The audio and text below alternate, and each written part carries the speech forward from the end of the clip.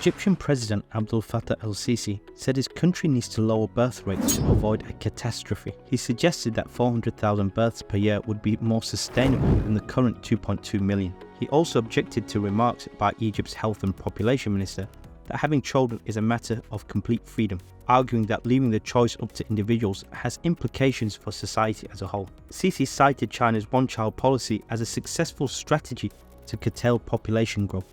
Egypt is the most populous country in the Middle East with roughly 113 million people, but after decades of economic mismanagement by successive military leaders, they have run the country and the economy into the ground. Rather than invest in Egypt's human capital, they have been busy pursuing vanity projects that have further indebted the country.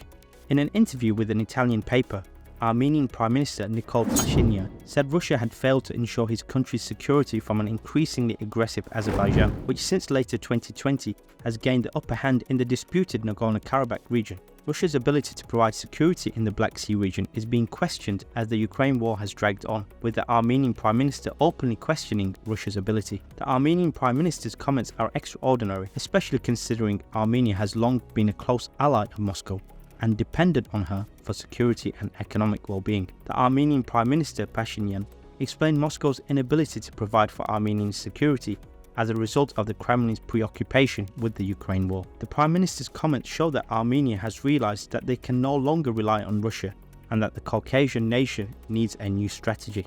The Turkish government unveiled a package of economic reform that it hopes will launch a transformation of the economy over the next 3 years. A key goal of the plan is to reduce inflation to single digits by 2026 through tight monetary policies and fiscal discipline. Ankara will also encourage investment, especially in technology related to semiconductors, electric vehicles, batteries, and critical technology products. Since being re-elected, Erdogan has reversed course on his unorthodox monetary policies, rallying support behind his new central bank governor, Hafiz Gaye Erkan. Part of the reform package is an $18 billion loan from the World Bank that will help public and private sector activities and will support reconstruction efforts following the devastating earthquake in southwestern Turkey in February, as well as climate change mitigation efforts.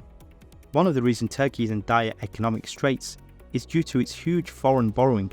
The new strategy seems to be a continuation of this strategy.